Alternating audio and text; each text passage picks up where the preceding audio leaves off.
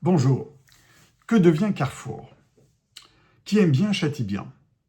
J'aime beaucoup Carrefour parce que j'y ai travaillé à l'intérieur de Carrefour.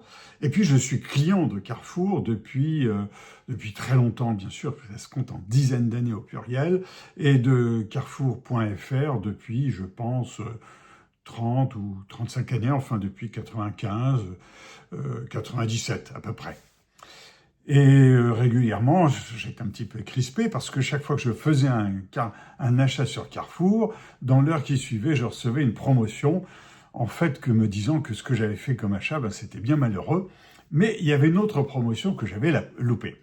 Et récemment, sur Carrefour.fr, il y avait un code, vous savez, ces fameux codes, vous appliquez ce code et vous avez le droit à une réduction.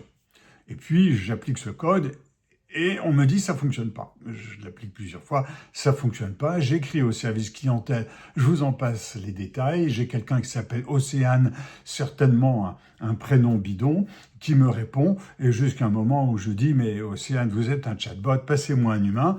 Et Océane me dit mais non non non, je suis bien un humain, mais je vous redemande tout le temps la même chose et que je ne pouvais pas avoir. Alors dans le détail, pour traiter mieux votre commande, j'ai besoin de quelques précisions supplémentaires. Pourriez-vous me transformer la newsletter reçue ainsi que les éventuels messages d'erreur rencontrés? Les messages d'erreur, écoutez, quand vous êtes sur Internet, vous êtes tous comme moi, on ne fait pas des captures d'écran de ce qui nous arrive. Mais j'étais bien malheureux sur cela. Et puis, j'ai vu récemment que CMA-CGM, SAD, rentrait dans le groupe, dans le capital Carrefour à hauteur de 4%, en remplacement de Diniz, le Brésilien, qui représente quelque chose d'important pour Carrefour, puisque le Carrefour représente le deuxième marché le Brésil, pardon, représente le deuxième marché de Carrefour. Et en même temps, aujourd'hui, alors je crois qu'on est le 21 novembre, j'ai été frappé par une chose, c'est que Walmart quitte la bourse classique de New York et rentre au Nasdaq. C'est-à-dire qu'il rentre comme une entreprise technologique. Walmart, le numéro 1 mondial, dont Carrefour a été pendant de très très nombreuses années le numéro 2 mondial. Et Walmart rentre dans le Nasdaq parce que ça devient une entreprise de plus en plus technologique. Par exemple, je crois que ça s'appelle Walmart Connect, qui est la filiale de publicité, a une croissance de 30 à 40%. Walmart est en poursuite d'Amazon pour pas perdre le fil. Walmart, c'est quand même, je crois, 2 millions de salariés. Amazon, c'est beaucoup plus petit. Aux États-Unis, c'est 1,5 million, donc c'est très petit.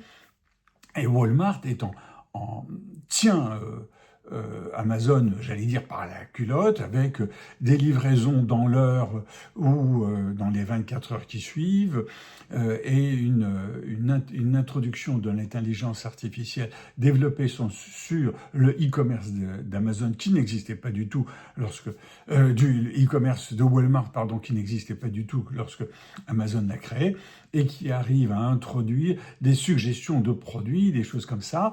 Et la croissance du e-commerce est plutôt, je crois, de 30, ou la publicité a cru de 53%, et la part du e-commerce a augmenté de 4,5%. Je crois que c'en est vers les 28-30%. Sur Carrefour, on n'en entend pas parler. Ça ne doit pas être bien haut. Donc voilà ce qu'il en est de Walmart, qui devient une entreprise du Nasdaq. Et puis je vais vous prendre un autre exemple, alors, évidemment qui est très différent, mais qui est, je me trompe de page, voilà, qui est Lidl. Lidl vient, vous connaissez tous Lidl, Lidl vient d'ouvrir cette semaine en Allemagne un bâtiment sur le cloud et l'intelligence artificielle qui a pour but de rivaliser avec Amazon, et qui, donc Lidl c'est le groupe Schwarz, qui rivalise avec Amazon.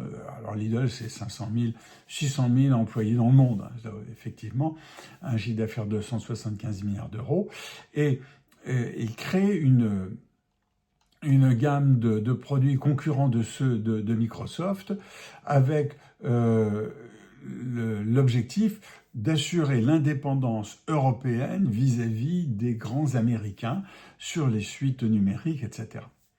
Donc Lidl est là aussi sur une démarche très forte, complètement détachée de celle de Carrefour, n'a plus rien à voir, et a même racheté récemment 5 porte-containers pour s'assurer l'importation directe et diminuer ses coûts venant de produits venant d'Asie. Donc on est là aussi, par rapport à Carrefour, sur un domaine totalement différent. Le champion américain et quasiment le champion européen sont sur des registres totalement différents. Et puis, où on est dans le fond, dans tout ça, où on est... pardon, je me trompe de page une nouvelle fois. Voilà, où on est Amazon. Eh bien, Amazon développe des robots, et vous avez peut-être pu constater maintenant que lorsque vous avez un pli, il vous est photographié, il va être bientôt photographié par des lunettes faites avec Luxottica. Et Amazon développe à une fabrication de robots, je crois, une filiale de robots de 3600 salariés et travaille sur le développement de ces robots et vient de lancer ces jours-ci le projet Prometheus qui va aller encore plus loin dans ce côté-là. Et bien sûr, je ne parle pas de Blue Origin, des fusées qui concernent Amazon. Donc, ce que je veux dire par là, c'est que qui aime bien, châtie bien. J'aime beaucoup Carrefour, mais Carrefour est une shrinking firm, une entreprise qui se réduit.